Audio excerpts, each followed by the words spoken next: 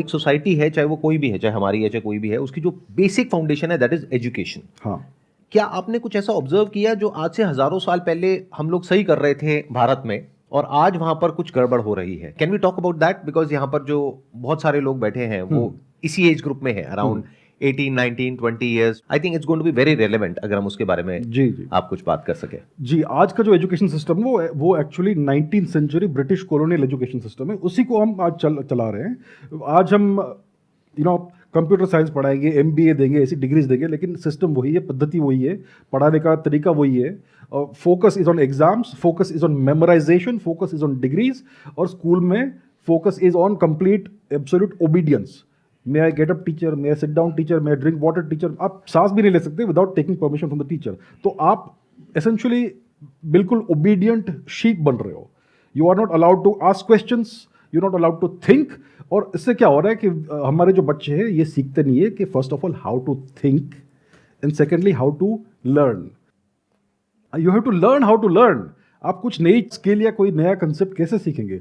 आप सिर्फ मेमोराइजेशन करके नहीं सीख सकते, आपको एक्चुअली उसको इंप्लीमेंट, उसको यूज करना है to solve problems in real life. That is a real acquisition of a skill, और ये सब हमें सिखाया नहीं जाता है। तो हिस्टोरिकल कैसा था? हिस्टोरिकली हमारा सिस्टम बहुत अलग था। वैदिक समय में गुरुकुल सिस्टम था, जैसे हम सब जानते हैं, लेकिन गुरुकुल क्या था, ये हर कोई गुरुकुल नहीं जाता था। हमारा एक्चुअल जो एजुकेशन सिस्टम था, it was centred around temples. हमारे पूरे सिविलाइजेशन में, पूरे सब कॉन्टिनेंट में हर जगह टेम्पल्स होते थे। सो टेम्पल्स जो थे, मंदिर जो थे, they were the centres of our education system. और हर मंदिर, जो छोटा मंदिर होता था, वो लोकल जो बच्चे होते थे आजू बाजू के, उनको बेसिक एजुकेशन देता था, लाइक काखा गाघा ये सब, और बेसिक गणित, मैथमेटिक्स। फिर बड़े टेम्पल होते थे जहाँ पर मोर एडवांस एजुकेशन मिलता था, और फिर कुछ बड़े बड़े विश्वविद्यालय हुआ करते थे, तक्षशिला, नालंदा, हमने सुना है इनके बारे में, जहाँ पर best education in the entire world मिलता था। और दुनिया भर से लोग आते थे, ग्रीस, यूनान से आते थे, चाइना से आते थे, चीन, शुआनजांग एक्सेट्रा, सेंट्रल एशिया से स्कीथियंस आते थे। हर कोई यहाँ पर भारत में आता था ज्ञान प्राप्त करने के लिए। तो हमारा बहुत सिस्टमैटिक एजुकेशन सिस्टम था, और हर जगह स्प्रेड था, डिसेंट्रलाइज था, ये था। और उसका फोकस था ज्ञान एक्चुअली अक्वायर करने का। और हर व्यक्ति को let's say masters degree level तक के एजुकेशन की जरूरत नहीं होती थी। Most people just want to acquire एक पर्टिकुलर स्किल सेट, उससे वो अपना जीवन शुरू करना चाहते थे। You would get basic education, काका गागा, लैंग्वेज इज वेरी इंपॉर्टेंट, और दूसरा मैथमेटिक्स, बेसिक मैथमेटिक्स, एरिथमेटिक। आपके जीवन में कभी अलजेब्रा, ट्रिगोनोमेट्री की जरूरत नहीं पड़ेगी। I study advance mathematics, I love it, but I am telling you, you don't need advance mathematics in life. आपको सिर्फ एरिथमेटिक की जरूरत पड़ती है। तो एरिथमेटिक और लैंग्वेज सिखाते थे, और फिर कोई स्किल सेट जो आप अप्रेंटिस होके कर सकते हो। तो टिपिकली जो यंग लोग थे, वो 14, 15, 16 साल के उम्र तक एक्चुअली काम करना शुरू करते थे as part timers, and then eventually they would go into family business and all. ये बहुत हजारों वर्षों से चलता आ रहा था ये सिस्टम। तो हमारा सिस्टम ये था। और कुछ लोग, मे बी 1%, 2% को विश्वविद्यालयों में एंट्रेंस मिलता था, only on the basis of ability and merit. और जो हमारा एजुकेशन सिस्टम था वो पूरा फ्री था। It was always subsidised by the Kings, by the kingdoms, emperors and state. कभी भी आपको 1 रुपए का फीस देना नहीं पड़ता था। ऐसा नहीं था कि आपको मंथली रिकरिंग गुरु दक्षिणा देनी होगी, और आप अगर 1 साल की देंगे तो आपको 10% ऑफ मिलेगा। It was not like that. It was completely free. It was all given by the Kings. तो ये इन अ नटशेल हमारा एंशिएंट एजुकेशन सिस्टम था। It was focused on actual education. आप सचमुच कुछ सीखते थे, आप रियल वर्ल्ड स्किल्स एक्वायर करते थे, जिससे आप रियल वर्ल्ड प्रॉब्लम्स को सॉल्व कर सको। आज का एजुकेशन सिस्टम है, आप बैचलर्स डिग्री या मास्टर्स डिग्री लेकर निकलेंगे, you are clueless. Unfortunately situation ये है आज। आप अगर कंप्यूटर साइंस डिग्री लेंगे तो आप में उसको एसेज लिखने पड़ते हैं एग्जाम में। These are problems. अभी थोड़ा बहुत सॉल्व हो रहा है, I am not saying everything is bad, but we have a long way to go. तो education system is the foundation of any civilisation, और इसे हमें रिफॉर्म करने की बहुत आवश्यकता है। अभी कुछ रिफॉर्म्स हो रहे हैं, but I think it's not enough. और उस टाइम पे ऐसा क्या था जो आज से बिल्कुल अलग था, इन द सेंस कि उस टाइम पे भी एक गुरु होते थे गुरुकुल में या टेम्पल में, और शिष्य होते थे। आज भी ऐसे ही होता है। आज एक टीचर है और क्लास में स्टूडेंट्स हैं। जी, जी, जी। तो एग्जैक्टली क्या डिफरेंस था जिसके बेस पे हम ये कह सकते हैं कि उस टाइम का जो एजुकेशन हमारा सिस्टम था वो आज के सिस्टम से बेटर था? पहली बात है, इट वॉज कम्प्लीटली फ्री। तो जो गुरु होते थे या जो शिक्षक होते थे, उनका जो सैलरी होता है लेट्स से, और उनका जो टेम्पल का अपकीप का जो भी पैसा है, या फिर जो भी college what ever it is, वो सब वहाँ के जो लोकल राजा होते थे वो देते थे। So there was no pressure of money on the guru. So वो स्टूडेंट को एज अ रिसोर्स नहीं देखते थे। As a resource to be exploited नहीं देखते थे। और दूसरी बात होती थी कि जो आपका जो कोई गुरु है वो आपके जीवन भर के गुरु है। ऐसा नहीं कि अभी आपने इस आपने 2 साल के लिए स्टडी कर लिया, अब उनको पेमेंट नहीं दे रहे हो, सो आपके गुरु आपके टीचर नहीं रहे। ये एक बार आपके गुरु हुए तो लाइफ लॉन्ग गुरु होते थे, ये लाइफ लॉन्ग रिलेशनशिप होती थी। आज ट्रांजैक्शनल सिस्टम है, अगर आपने नेक्स्ट मंथ पेमेंट नहीं किया तो आपके टीचर नहीं रहे। तो एसेंशियली आज देखिए, आज हमें सिखाया जाता है कि हमारे टीचर्स हमारे गुरु है। ये सच बात नहीं है। There is a huge difference between a guru and a teacher. आज के टीचर्स में मुझे दुख से कहना पड़ता है, दे आर सर्विस प्रोवाइडर्स। आपको एक सर्विस प्रोवाइड करते हैं for which you have to pay in advance. ये डिफरेंस है, मेन कोर डिफरेंस ये है। उस समय गुरु कभी आपसे पैसा नहीं लेते थे, गुरु दक्षिणा का सिस्टम था, it was once in a life time. आपका पूरा एजुकेशन हो गया, फिर आप वॉलंटरीली उनको कुछ दे सकते हो। ये होता है गुरु दक्षिणा। ऐसा नहीं कि गुरु दक्षिणा नहीं दी तो आपका एजुकेशन नहीं होगा। It was completely optional, completely voluntary. तो ये मेन डिफरेंस है। आई think it's a big difference, क्योंकि इससे जो डायरेक्ट कनेक्शन है वो है उस गुरु की जो रिस्पेक्ट है। हाँ, वो उस टाइम पे मैं इमेजिन कर सकता हूं कि कितनी ज्यादा होगी। बिल्कुल। आई एम श्योर उस गुरु को उस टाइम पे किंग से लेकर के जो नीचे जो लोग हैं सबसे रिस्पेक्ट मिलती होगी, और एक ऐसा दर्जा मिलता होगा सोसाइटी में कि वो अपने आप में एक बहुत बड़ा मोटिवेशन था उस टाइम पे उस गुरु के लिए। बिल्कुल। कि अब मुझे सेल्फलेसली जो बच्चे आ रहे हैं उनके अच्छे के बारे में सोचना है, क्योंकि उसका अपना जो सेल्फ इंटरेस्ट था that has been taken care of. Once your basic core self interest is taken care of, then you can serve society. और ये प्रॉब्लम है। उस समय हमारा जो सोसाइटी था, इट वाज वेरी प्रॉस्परस, बहुत ही वेल्दी सोसाइटी था। अगर आप जीडीपी का अगर स्टडी करेंगे, एंगस मैडिसन की किताब पढ़ेंगे, so India contributed at least 1/3 of the entire world GDP until 1700s। ये सिचुएशन था। And before 0 AD it was even more. तो इंडिया वाज एक्सट्रीमली प्रॉस्परस। अगर आपके पास मनी नहीं है और सरप्लस टाइम नहीं है तो आप एक अच्छा बड़ा सिविलाइजेशन क्रिएट नहीं कर सकते। So we had all that. Historically temples were incredibly wealthy. इसीलिए जो बाहर के जो तुर्क वुर्क आए वो सब टेम्पल्स को अटैक करते थे, क्योंकि वहाँ पर इतना सारा वेल्थ होता था। और आज 1-2 टेम्पल्स बच गए हैं जहाँ पर ऐसा वेल्थ बच गया है। One is the Shri Anant Padmanabha Swamy temple south में। वहाँ पर एटलीस्ट जो जितना खोला है वहाँ पर एटलीस्ट $1 ट्रिलियन वर्थ का वेल्थ है। और ऐसा हर जगह होता था, बहुत वेल्थ होता था। सो पीपल रिस्पेक्टेड, ये रिस्पेक्ट था कि हम आपको इतना डोनेशन देंगे for the upkeep and for future upkeep, let's say 100 साल में, ताकि आपको कोई भी तकलीफ नहीं हो और आप समाज की सेवा कर सके एज गुरुज। तो देखा जाए तो एजुकेशन एक्चुअल में टेम्पल में होती थी। That in itself is a big thing, क्योंकि then we are equating education and learning with worship. Absolutely. आज तो वो एक जरिया है बस पैसा कमाने का या कहीं से फटाफट से सेट हो जाने का, जो टिपिकल एक लैंग्वेज हम यूज करते हैं अपने घरों में कि ये लड़का तो सेट हो गया, ये लड़की सेट हो गई, व्हाटएवर। वो दोनों तरीके से होता है। घर वाले अलग तरीके से बोलते हैं, आप लोग अलग तरीके से बोलते हैं। 1/3 of the entire GDP of the world हम लोग कंट्रीब्यूट करते थे। उसके बाद में फिर ऐसा क्या हो गया कि आज हम इस लेवल पर हैं? तो ये क्यों हुआ? हम इतना significant portion of the world GDP कैसे हम देते थे? It is because we were a completely fully industrialised civilisation. अगर आप 5-6 हजार वर्ष पहले के आर्कियोलॉजिकल रिकॉर्ड को देखेंगे, सरस्वती सिंधु एरिया में, सप्त सिंधु एरिया में, जैसे आज हम हड़प्पन या इंडस वैली रीजन बोलते हैं, तो वहां पर आपको दिखेगा कि हर सिटी, हर विलेज, हर बड़ा शहर, हर छोटा गांव में जो रोड्स होते थे वो बिल्कुल स्टैंडर्डाइज तरीके से ग्रिड सिस्टम में लेआउट होते थे। और दूसरी बात थी कि वहां पर बहुत अलग अलग इंडस्ट्रीज थी। Ship making industry, hydro engineering industry, bead making industry, हर प्रकार की इंडस्ट्री हुआ करती थी।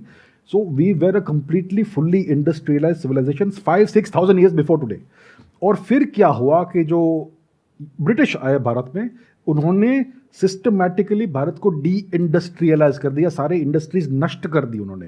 Until 1700 we were still a fully industrialise civilisation. उन्होंने सारी इंडस्ट्रीज क्यों नष्ट की? क्योंकि वो इंडिया को एज अ मार्केट बनाना चाहते थे। They wanted India to be converted to a market so that they can extract more wealth out of India. वो अपना थर्ड रेट चीप कॉटन और वो जो भी फैब्रिक टेक्सटाइल वो बनाते थे मैनचेस्टर में, वो यहाँ पे डंप करना चाहते थे। In exchange for that they wanted to extract India's gold and silver out of India. So British ने भारत को कंप्लीटली डी इंडस्ट्रियलाइज कर दिया। और दूसरा, everybody in India had land, सबका लैंड उन्होंने हड़प लिया।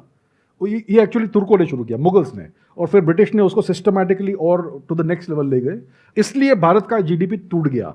व्हेन द ब्रिटिश केम, जब उनका जो क्या बोलते हैं ब्रिटिश राज शुरू होता है 18th सेंचुरी के आसपास, तब भारत का GDP about 25% of the world था उस समय। 1700s 1800s की बात है, और जब वो निकले यहाँ से तो 2% से कम था। कहाँ गया सब? दे टुक इट। ये बात है, दैट्स व्हाट हैपेंड। आपके भी मैंने कुछ वीडियोस देखे हैं, उसमें कमेंट्स ये रहते हैं कि आपके जो ओपिनियन है वो ट्रेडिशनल हिस्ट्री से डिफर करते हैं और फैक्ट्स नहीं होते हैं बट ओपिनियन है। तो अगर लेट्स हम ये सपोज करते हैं कि अभी तक जो हमें पढ़ाया गया था वो हिस्ट्री अगर गलत है, तो it's been around 70 years since independence, तो हमारी तो एक जनरेशन ने एक हिस्ट्री पढ़ लिया। अब अगर हम ये कहते हैं कि हिस्ट्री अलग थी, तो अब तो उस चीज़ को हम अगर मान लिया जाए कि 70 साल में हमारे पेरेंट्स ने जो हिस्ट्री पढ़ा, तो हम उसको अब कैसे गलत मान लें? ये बहुत अच्छा प्रश्न पूछा इन्होंने। What is the difference between a fact and an opinion? Do we know how to think? Do we know how to learn? किसी को हम एजुकेशन सिस्टम में पढ़ाते नहीं है how to find the difference between somebody's opinion and an actual fact. और दूसरा, how to do critical thinking, कि आप ये कैसे सोच समझोगे। Let me explain what is the difference between a fact and an opinion. आज अगर आप टेक्स्ट बुक पढ़ते हो हिस्ट्री की, किसी ने भी लिखी है लेट्स से, आपको कैसे मालूम पड़ेगा कि ये फैक्ट है ओपिनियन से? अगर फैक्ट है, they will give actual primary resources कि मैं ये कह रही हूँ या कह रहा हूँ, मैं ये चैप्टर लिखा है, it is based on these sources, and then you can go and verify those sources. That is how you know it's a fact. अगर कोई बिना रेफरेंसेज का हिस्ट्री बुक लिखता है, दैट इज कंप्लीट ओपिनियन। और हमें इतना भी सिखाया नहीं जाता कि how to fact check something. आजकल कुछ ऑफिशियल प्रोफेशनल फैक्ट चेकर्स है सोशल मीडिया पे, जिनका जो कहना है वो सब फैक्ट है। हाउ डू वी नो भाई? We have to learn the ability, we have to acquire the ability to do our own fact checking. It is not that difficult, लेकिन किसी को सिखाया नहीं जाता है। So you have to look for sources and references. अगर let's say Mrs. XYZ ने ये कहा, ये लिखा एक टेक्स्ट बुक में, तो you need to know how to fact check what is written there. You are right कि कुछ कमेंट्स आते हैं कि मैं जो कह रहा हूँ it is completely against whatever is traditional history. भाई ट्रेडिशनल हिस्ट्री को आप फैक्ट चेक कर लीजिए। Please do your fact checking कि इन्होंने ये क्लेम किया है, वो क्लेम किया है, उसका बेसिस क्या है उसके क्लेम का। Problem is we don't have the ability, हमारे बच्चों में एबिलिटी है ही नहीं to do fact checking. So they are completely confuse and clueless कि किसकी बात सही माने। You have to invest some time in learning how to do your own fact checking. It is not that difficult. आपको Google search करना सबसे पहले सीखना है अच्छे से, और दूसरा you to go deep in to sources. आपको रैबिट होल में कैसे डीप जाना है वो समझना है। It is not that hard to do fact checking. Then you will not have to wonder कि भाई ये सच बोल रहा है या वो सच बोल रही है, क्या सच है। You will know after half an hour two और let's say 1 day of research, आपको सब समझ में आ जाएगा। अब यहाँ पे मेरा एक क्वेश्चन है कि आप कह रहे हैं कि फैक्ट चेकिंग के लिए हमको क्या करना पड़ेगा कि अलग अलग रिसोर्सेज से जा करके देखना पड़ेगा, उसको वेरीफाई करना पड़ेगा कि अगर ये बात लिखी गई है तो ये इसका सोर्स क्या है, कहां से आ रहा है। जी। मान लो उसका जो सोर्स है वो ये 2 बुक्स हैं जहां से आ रही है, उनका सोर्स क्या है? 2 बुक्स हैं, उसका सोर्स क्या है? Exactly, go deep. वही तो कह रहा हूँ, go deep into the rabbit hole, go to the primary sources कि भाई राजा चंद्रगुप्त के समय क्या ये इंस्क्रिप्शन है, that is the original source, that is the primary source. So you have क्या टू वो अवेलेबल है हमारे पास में? अगर अवेलेबल नहीं है तो there is no, then that's an opinion, that's just opinions. अगर कोई चीज अवेलेबल नहीं है उसके बारे में आप बोल रहे हो, that is conjecture, that is speculation, that could be opinion, that could be right और रॉन्ग। लेकिन अगर कोई हार्ड एविडेंस है, आर्कियोलॉजिकल एविडेंस कि भाई इस जगह पर ये इंस्क्रिप्शन है इस डेट का, तो दैट इज हार्ड स्टोन, उसको आप चेंज नहीं कर सकते। और दूसरी बात है कि कुछ जगह पर primary sources are literary evidence कि उस समय के लेट्स से किसी हिस्टोरियन ने लिखा है कि ये हुआ, दैट इज हार्ड एविडेंस। या फिर आर्कियोलॉजिकल एविडेंस कि भाई ये लोग कहते हैं कि सरस्वती नदी नहीं थी, आज आपको सैटेलाइट इमेज दिखेगी, आज आपको बहुत सारे नेचर पेपर्स मिलेंगे, ये सब प्राइमरी एविडेंस है। So we have to look for the primary sources and hard scientific and incontrovertible evidence. उसके बेसिस के ऊपर आपको अपने ओपिनियंस बेस करने हैं, not on the basis of somebody's words and pronouncements. तो आपको ये एबिलिटी एक्वायर करनी है, how to do the fact checking and go deep into it to the very source. मेरा क्वेश्चन आपसे है कि जैसे आपने बोला कि पहले के ज़माने में गुरुकुल सिस्टम था, बट सर उस गुरुकुल सिस्टम में certain section of society was not allowed to enter. How do you know? Sir मतलब सर्टेन सेक्शन जैसे कि some lower caste, how do you know this? आप ये क्लेम कर रही हो, how do, what is the basis of the claim? Primary source क्या है? सर जैसे हमने देखा है कि एक सेक्शन है सोसाइटी का जो आज तक एजुकेशन की फील्ड में आज तक उसको मतलब वो एक सेक्शन से पीछे है। जैसे कि आप देखेंगे एक सर्टेन कैटेगरी की कट ऑफ जनरल से लो ही जाती है। उसका रीज़न ये है क्योंकि उन्हें मतलब पहले से ही उस फील्ड एजुकेशन की फील्ड में आगे नहीं बढ़ने दिया गया। ये आपको कैसे मालूम कि पहले से ऐसा है? पहले के ज़माने में ऐसे आप बोल रहे हैं सब कुछ सही था, बिल्कुल ठीक था, एकदम से अंग्रेज़ों के आने पे ख़राब हो गया। पर मुझे नहीं लगता ऐसा है, क्योंकि पहले भी बहुत सारी कमियां थी जिसकी वजह से अंग्रेज़ आए और उन्होंने देखा कि ये कमियां हैं, इसलिए वो अटैक कर पाए, इसलिए वो इतना नुकसान कर पाए हमें। जी, अब आप अपना ओपिनियन दे रही कि कुछ कमियां थी भारत की सोसाइटी में। आप मुझे कोई भी सोसाइटी किसी भी समय की दिखाओ जहां पे कोई कमी नहीं है, लेकिन हम अपना ही देखते कि हमारे में ये इंफीरियोरिटी कॉम्प्लेक्स बहुत डीप रूटेड है और ये एजुकेशन सिस्टम से आता है कि हम में सारी कमियां हैं दुनिया भर की। मैं आपको एक रेफरेंस देता हूँ। धर्मपाल जी थे एक हिस्टोरियन और स्टेटिस्टिशियन जिन्होंने ब्रिटिश डेटा को कंपाइल किया। जब ब्रिटिश ने अपना एजुकेशन सिस्टम इम्पोज किया भारत में 19th सेंचुरी में, उसके पहले उन्होंने बहुत सिस्टमैटिक सर्वे किया था सारे इंडियन टेम्पल स्कूल्स का और सारे इंडियन स्कूल्स का। तो उनके स्टेटिस्टिक्स अवेलेबल है जो ब्रिटिश नहीं कंपाइल किए, हमने नहीं कंपाइल किए। उनका मैं स्टेटिस्टिक्स आपको बोलता हूँ, read that, it's a multi volume book, the beautiful tree by Dharampal. उसमें क्या मिलता है आपको? Boys and girls equally got education in all the Indian schools. The medium of education वो संस्कृत, हमारा संस्कृत मीडियम एजुकेशन होता था पूरे भारत भर में, उसको खत्म कर दिया उन्होंने। They cut us off from our civilisational language. दूसरी बात, every single so called caste, आज उन्होंने ब्रिटिश ने 4 कैटेगरीज बना दी कास्ट की। हमारे में तो जाति वर्ण का सिस्टम था, बहुत सारी जातियां थी, बहुत सारे वर्ण थे, उन्होंने उसको 4 में डिवाइड कर दिया, उसको ऑफिशियल कर दिया। तो every single so called caste, उसके बच्चों को एजुकेशन मिलता था। वो ये ब्रिटिश ही डेटा है, हमने नहीं इन्वेंट किया वो data, this is British data. So if you look at the actual facts, I would encourage you to read the beautiful tree by Dharampal ji. उसको पढ़िए, आप स्वयं देखिए क्या एक्चुअल फैक्ट्स थे। मुझे पता नहीं किसने क्या कहा, किस पॉलिटिशियन ने कौन सा भाषण दिया और क्या लिखा उन्होंने, आई डोंट नो। मैंने सबके सारे पॉलिटिशियंस के लाइफ स्टोरीज नहीं पढ़े, but I can assure you, if you look at the primary evidence जो ब्रिटिश स्टैटिस्टिक्स और डेटा के ऊपर बेस्ड है, ये सारी चीज़ें उड़ जाती है। Boys and girls equally got the education, there are more girls and boys, more girls than boys, and so-called low castes had actually more representation in the education system than so-called high castes. ये सारी myths बनाई गई है जिससे हम ऐसा सोचते हैं कि हमारा कल्चर और हमारा सिविलाइजेशन बैकवर्ड है और ये गोरी चमड़ी वाले हमारा उद्धार करने यहाँ पे आए। So it's a very good question you have raised, please read that book, आप स्वयं देख लीजिए उसमें क्या लिखा है। ये जो पॉइंट इन्होंने रेस किया जी। कि भाई इस तरह की क्लासेस होती थी सोसाइटी में आज से हजारों साल पहले, ये इनका ओपिनियन है, इनके पास में अभी कोई फैक्ट नहीं है, you don't have a fact for that, right?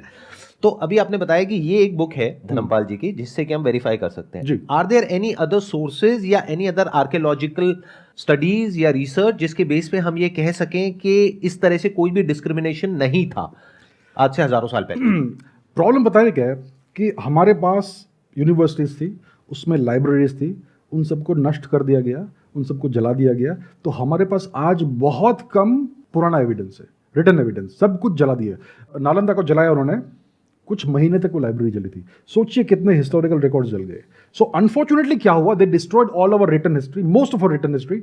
और फिर वो यहाँ पे आए ब्रिटिश, उन्होंने कहा कि आप तो भाई ओरल हिस्ट्री रखते हो, आप तो कुछ लिखते ही नहीं हो, you have no sense of history, so we will write your history. उन्होंने अपने पर्सपेक्टिव से हिस्ट्री लिख दी हमारी, और उसको आज भी हम पढ़ाते हैं, जिसमें उन्होंने अपने आप को ग्लोरीफाई किया। एग्जैक्टली। और देखिए, अगर आपको किसी कंट्री को इन्वेड करना है, कॉन्कर करना है और उसको डिस्ट्रॉय करना है, तो आपको उसका जस्टिफिकेशन तो देना पड़ेगा कि ये बहुत बुरे थे, इसलिए हम आए और हमने उनका उद्धार किया। तो उन्होंने इस प्रकार से हिस्ट्री लिखी है हमारी, और ये बात है। So that is why we are so deeply mentally colonised. हमने इतना इंफीरियरिटी कॉम्प्लेक्स है कि हम बहुत बुरे थे। हमारे टीचर हमें ये सिखाते हैं, हमारी टेक्स्ट बुक्स हमें ये सिखाती है। तो इनका प्रश्न बहुत लॉजिकल है उस पर्सपेक्टिव से, because this is what we are taught, क्योंकि this is what is written in the books. Exactly, right. Obviously we will feel this way, and those books are compiled by the Britishers for their British books own agenda, right? Exactly, क्योंकि जब तक वो किसी की सोच को capture नहीं करेंगे तब तक लोगों को कैप्चर नहीं कर सकते। जब मास्टर चला गया, लेकिन उसका गुलाम अभी भी उसको अपने आप को whip कर रहा है, मास्टर का जॉब हो गया। We are still whipping ourselves, we are still chaining ourselves without the colonizer being here.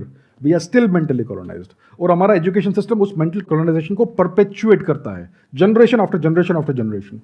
ये प्रॉब्लम है। जैसे हम बचपन से ही महाभारत देखते आ रहे हैं, पढ़ते आ रहे हैं, तो उसमें वो एक कर्ण के लिए है कि मतलब उसको एजुकेशन से मतलब वंचित रखा गया। हाँ, आपका क्या टेक है उसमें कि वो क्या वो मिथ है जो हम पढ़ते आ रहे हैं? किसी भी सोसाइटी में क्लासेस होते हैं, डिविजन्स होते हैं। There is no such thing as equality in society.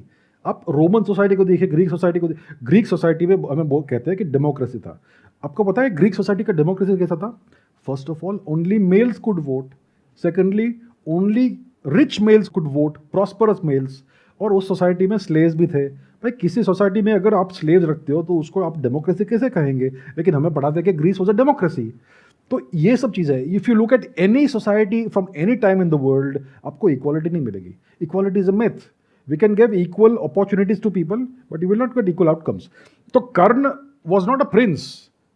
अगर आप let's say 19th century England में जाओ, ठीक है, वहाँ पर प्रिंसेस को एजुकेशन मिल रहा है from a top class teacher, और कोई भाई फार्मर का बेटा आके कहेगा कि मुझे भी वही एजुकेशन दो, मार के भगाएंगे उसको। This is how it is. एक रॉयल टीचर हर किसी को एजुकेशन नहीं देगा। So you can not expect the son of a charioteer to get the education of a prince. There are classes in society, that has always been there, it is still there today, it will always be there in the future. उसमें क्या गलत हुआ? Everything was not good in past, so we can say that we are moving forward. We were once backward, now we are getting better. Yes. No, I don't disagree completely with it. We were way better 1,000 years ago. Then क्या हुआ कि our society got invaded and destroyed. हमारी society जिस प्रकार से function होती थी 1000 वर्ष पहले, उसको तोड़ दिया गया by the Turks who invaded India. They destroyed the way society functioned. जो हमारे जो मेन इंस्टीट्यूशंस थे, एजुकेशन सिस्टम और हमारे जो रूलर्स थे, उन सबको हटा दिया गया और एक फॉरेन सिस्टम हमारे ऊपर इम्पोज किया गया। और जब आपका सोसाइटी, आपका सिस्टम जिस प्रकार से इवॉल्व हुआ है उस प्रकार से फंक्शन नहीं कर सकता, तो उसमें कुछ विकृतियाँ आ जाती है over a period of 1000 years. So these things happen. Some bad qualities come inside. कुछ विकृतियाँ बाहर से आती है, कुछ विकृतियाँ अंदर बन जाती है। If you are not allowed to function the way you have evolved to function for thousands of years, something will go wrong. देखिए, एग्जाम्पल देता हूँ। We all know about Apple Corporation. Apple, iPhones, all that. उसका foundation किसने किया? उसको found किया Steve jobs ने। Now Steve Jobs was the founder of Apple. He ran Apple for a few years. फिर उसको निकाल दिया और फिर एक नया बॉस आ गया, उसका मुझे नाम याद दिए। And then the new management ran Apple into the ground. It nearly went bankrupt. So, किसकी गलती है? Is it the fault of the employees or the leadership that the company got bad practices inside it? Everything went wrong. Who is at fault? The employees or the leadership? Leadership. And then Steve Jobs comes back and he fixes the problem because of the better leadership. In India, for the past 1000 years, we had horrible leadership and everything went wrong internally. किसको आप blame करेंगे? स्वयं को blame कर देंगे कि हमारी society खराब है या फिर लीडरशिप खराब थी? Think logically. क्रिटिकल थिंकिंग की जरूरत है हमें। पूरे विश्व का सबसे पुराना जो टेक्स्ट है वो है ऋग्वेद। ऋग्वेद में बहुत सारे श्लोक है जिसके ऑथर लेडीज है, महिलाएं। गार्गी, घोषा, लोपामुद्रा, बहुत सारे नाम है। आप मुझे पूरे विश्व में कोई भी रिलीजियस टेक्स्ट दिखाइए, फाउंडेशनल रिलीजियस टेक्स्ट, जिसका एक शब्द भी किसी महिला ने लिखा हो। If you have read Upanishads, तो उसमें आप देखेंगे बहुत जगह पर there are lot of females जो आत्मज्ञान प्राप्त कर रही हैं। आत्मज्ञान which is the highest form of knowledge. Vedas मतलब नॉलेज एंड वेदांता मतलब the essence of all Vedas, the supreme knowledge. That means knowledge related to the self. और वो सेल्फ नॉलेज भी दी जा रही है फीमेल्स को, और वो फीमेल्स आगे उस नॉलेज को शेयर कर रही हैं। तो ये बहुत बड़ी बात है जो ये कह रहे हैं। This is not a small thing. इससे आप आइडिया लगा सकते हैं कि डिस्क्रिमिनेशन था या नहीं था, और था तो किस लेवल पे था। और उन फीमेल्स का भी आप बैकग्राउंड चेक कर सकते हैं। They were not from royal families. जी बिल्कुल। इनफैक्ट अष्टावक्र गीता अगर आप पढ़ेंगे तो अष्टावक्र जिनकी हम बात करते हैं, he was not a king, और उनकी पूजा कर रहे हैं कौन? राजा जनक। दूसरा एग्जाम्पल है चंद्रगुप्त मौर्य। किनके पुत्र थे वो? किनके पुत्र थे? उनका लीनियज क्या था? कुछ नहीं था। He became the emperor of all India. ये था भारत। कहाँ है डिस्क्रिमिनेशन? उनके गुरु कौन थे? विष्णुगुप्त चाणक्य, ब्राह्मण। फैक्ट्स देखिए प्लीज। मैं यही कह रहा हूं, please think critically, look at actual data, look at actual facts, think on your own without taking someone's opinion as your thoughts. इस तरह से अगर आप समझेंगे तो there are lot of things which are not right in almost all the societies. तो हम गलती क्या कर रहे हैं? एज ही सेइंग कि हम अपने आप को ब्लेम कर रहे हैं, अपनी सिर्फ कमियों को देख रहे हैं, अपनी जो अच्छाइयां उसको नहीं देख रहे। हम ये नहीं देख रहे कि whatever the system was, we contributed to 1/3 of the GDP of the world. That is big thing. इसका मतलब समझो ना क्या था कि मतलब we were prosperous. तो जो भी सिस्टम था, including the limitations of the system, उसकी प्रॉब्लम्स के बावजूद भी we were doing financially well. जो आई थिंक जो सिटीज थी, दोज वर आल्सो प्लान्ड, जहां तक मैंने पढ़ा है, सुना है. Better drainage systems than what we have today in India. अभी लास्ट ईयर फ्लड्स हुआ था पाकिस्तान में, हर जगह पाकिस्तान में फ्लडिंग हो गया था, लेकिन मोहनजोदड़ो में पानी निकल गया. कहाँ से? 5000 ईयर ओल्ड ड्रेनेज सिस्टम जो हमारे पूर्वजों ने बनाया. देखिए, कोई भी सोसाइटी अगर प्रॉस्परस है तो it is a function of the success of the society. और किसी भी सोसाइटी में बहुत सिस्टमैटिक इश्यूज है, बहुत डीप रूटेड इश्यूज है, तो वो प्रॉस्परस नहीं हो सकती unless it is an empire like the Roman empire, जो दूसरों को कॉलोनाइज करके उनकी वेल्थ छीनती है, या ब्रिटिश एम्पायर जो प्रॉस्परस हो गई दूसरों की वेल्थ छीन के. हमने किसी को कॉलोनाइज नहीं किया, but we became prosperous on our own through our own output. तो दैट टेल्स यू हमारी सोसाइटी एक्चुअली बहुत अच्छी थी. कुछ ना कुछ इश्यूज होंगे यहाँ वहाँ, but nothing major. That is you to understand. और अगर थे भी तो कब नहीं थे? क्या ब्रिटिशर्स के टाइम पे नहीं थे? बट हो सकता है हमको इस तरीके से प्रोग्राम कर दिया गया है कि उस टाइम पे जो कुछ इश्यूज थे उसको इतना हाईलाइट कर दिया है, सिर्फ इश्यूज को. और जो भी अच्छी बात है वो मुझे नहीं पता कहां पर है टेक्स्ट बुक में. एक एग्जांपल है, ब्रिटिश एम्पायर जहां पर 19th सेंचुरी में the sun never set on the British empire, इतना बड़ा एम्पायर था. ठीक है, आप चार्ल्स डिकेंस की बुक्स पढ़िए. चार्ल्स डिकेंस बहुत ही फेमस 19th सेंचुरी नॉवेलिस्ट था ब्रिटेन का. क्यों फेमस था? क्योंकि वो एक्चुअल लाइफ दिखाता था विविडली. उसके हीरोज को देखिए और उस समय के ब्रिटेन को देखिए, उनके बुक से ही, उनके नॉवल से ही. Poverty everywhere, inequality everywhere. Oliver Twist की कहानी देखिए, पुअर ऑर्फन, उसको कितना मिसट्रीट करते हैं. वहाँ पे कितने पुअर लोग होते हैं जो पुअर हाउस में रहते हैं, उनके पास रात को सोने की जगह नहीं होती है. London was full of poverty and crime in the greatest empire in the world. ये सच है, दीज आर फैक्ट्स. इंडिया में कभी ऐसा नहीं था. वी हैव टू अंडरस्टैंड, हमें कंपैरेटिव स्टडी भी करना चाहिए. ब्रिटिश एम्पायर का स्टडी कीजिए, उनका सोसाइटी कैसा था. वो 13 साल के बच्चों को हैंग करते थे for stealing a loaf of bread. Bharat में कभी ऐसा होता था? Please understand the real world. बाहर जाके देखिए, कंपैरेटिव स्टडी कीजिए और फैक्ट्स देखिए, then you will know the truth. So I invite you all to do that for yourselves. किसी का ओपिनियन को मत स्वीकार कीजिए, खुद से रिसर्च कीजिए, खुद से क्रिटिकल थिंकिंग कीजिए. Examine the evidence and actual facts.